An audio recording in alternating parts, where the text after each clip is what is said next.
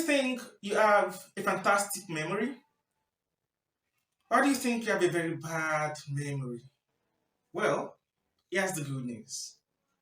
It really doesn't matter whether you think you have a good memory or not, because it's a fact that you can train your brain to remember better, to learn faster, and to hit your mastery in anything you want in life.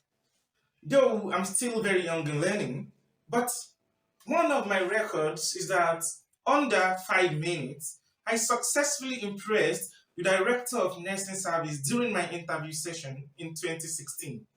And she was so happy that she invited me for a cup of tea in her office.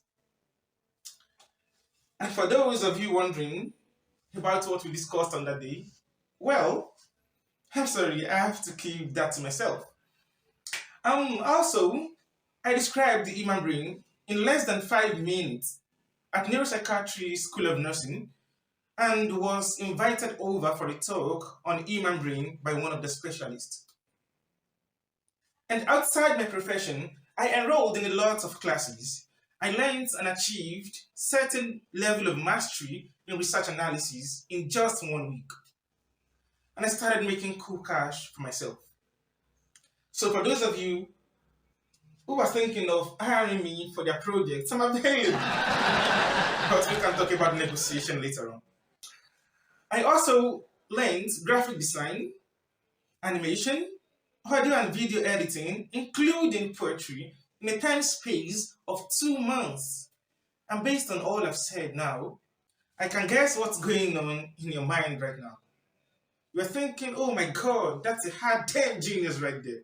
But the truth is, I'm still far from being one. So it's true that I described the human brain in 5 minutes, and it is also true that I learned research analysis in less than a week.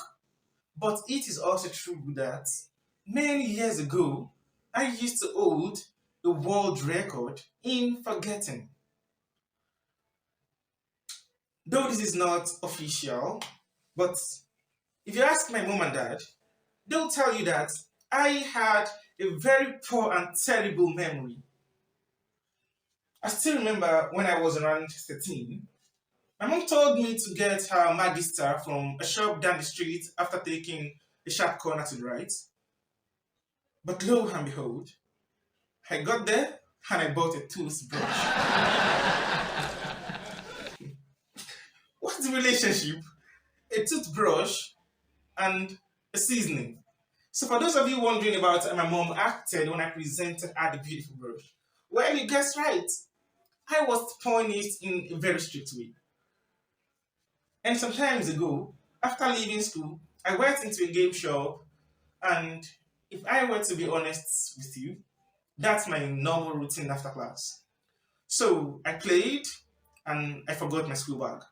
And the worst part of it all is I got home and I still won't remember.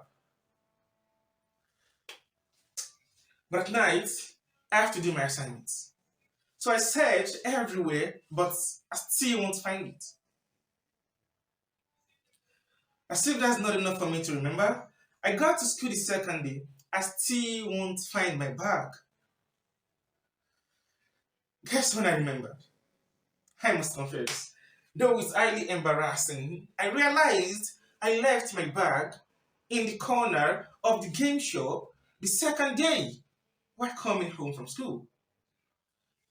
So I have to do my normal routine again, and then I saw the bag that resembles mine staring at me from the corner. And I was still like, is that my bag? It is, that's it, isn't it? And for those wondering how I wrote my notes on that day, well, you guessed right again as usual. I didn't write the notes. That's why. We'll get back to that later on. So you see, I had a very bad memory. But I went from having a bad memory to getting an award from my school for being a registered nurse. And also, I received an award from my set for being a tutor, an analyst, a poet, and many more. But why am I telling you all this? I'm telling you so that you can have hope and know that I was once in your shoes.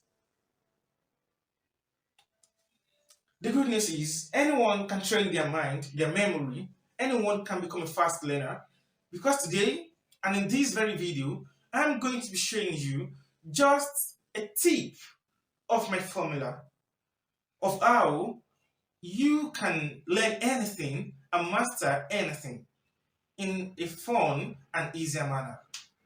So the first tip is to know about what I called input. As simple as that. Now, you'll be wondering what is the meaning of input. This simply means you reading a book. So trying to consume every single information written or inscribed on the pages of a book. And what you have to learn about the input is that don't do this too much. Just take 1/3 of a single page. At once, don't try to read everything and just try to chew that up first.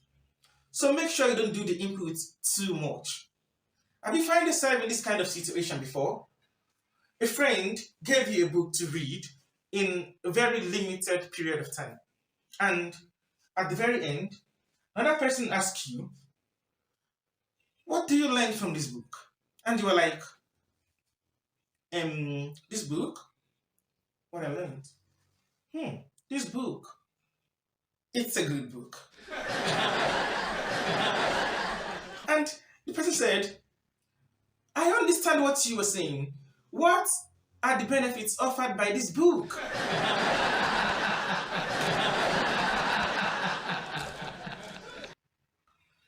And then you go again like, I tell you, you must read this book. So what's the point?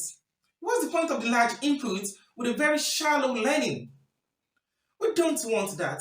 What we want, what we are concerned about is deep learning. Now, what is the meaning of deep learning? So deep learning is actually making sure that that very single input, one portion out of the 3 portions that you've divided that page into. So deep learning is you revising it and scrutinizing it and simplifying it with some methods that I'm going to be teaching you later on in some other videos. So we're talking about using the linguistic method to demystify the information written in the pages of books. So I'm going to talk about the linguistic method as well. So, but we are coming to that later.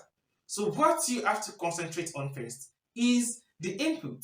And remember, do not do that too much, or else what you are going to gain is just that gibberish I was talking about. So that is that about the input. So you have to focus more on the output rather than the input, and that is the second tip. So you have to focus on the output rather than the input. Now, what is the meaning of that output? Output means you recalling what you've read. So to achieve it, if you do 1 input, then you do 3 output. So when you read, try to revise it, recall it at least 3 times. And the last tip for this video, teach what you learn. Because teaching has been proven scientifically to help retain information. And it is found in a scientific method called the Feynman's method. And this Feynman's method, we are going to be tearing it down too. I'm going to be teaching you how to use it. So, this video is not about everything you have to consume in this course. I'm just giving you tips, just for starters. So, if you fail to teach others, you will suffer from a condition called illusion of competence. And what is the meaning of that?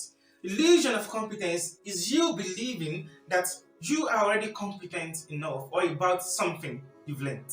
But the truth is that you haven't learned anything at all, or you don't really know much about that thing. So briefly, these tips I just gave to you are also known as the learn, reflect, and the teach method. So the learn is the input, reflect is the output, and the teach is the implementation, which is the third tip. So you have to implement what you've read. You have to teach it to others. So let me ask you a question. How much time do you spend on input? How much time do you spend on output? And how much time do you spend on implementation? So I'm going to leave you to do the thinking yourself and figure out whether you are low on input, output, or implementation. Then try to fix the problem yourself. Although I'm still going to teach you how to do that. So once you are still with us, so I'm still going to teach you how to do that. So I hope you find your answers. Until some other time, I wish you good luck and Godspeed.